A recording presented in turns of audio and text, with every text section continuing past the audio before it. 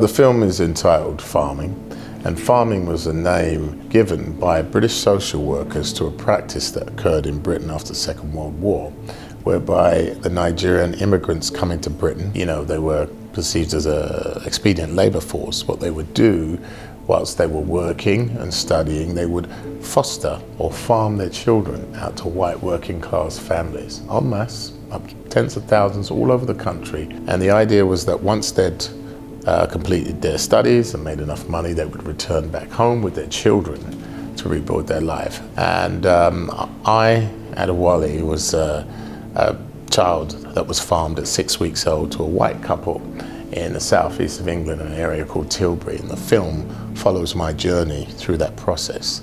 Well, obviously, it being autobiographical, there's the challenge of being objective about, a subjective material, and telling this particular story was compounded by the fact that I was actually starring in it as well.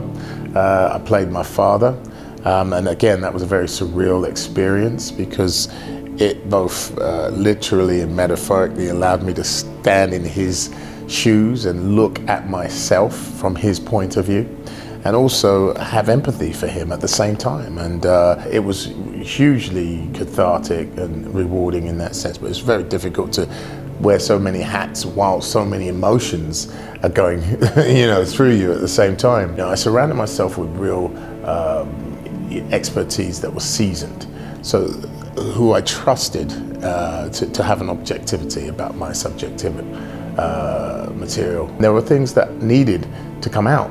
Even though there were poignant points in my own life and true to my life, they couldn't go in the movie because we had to pace it.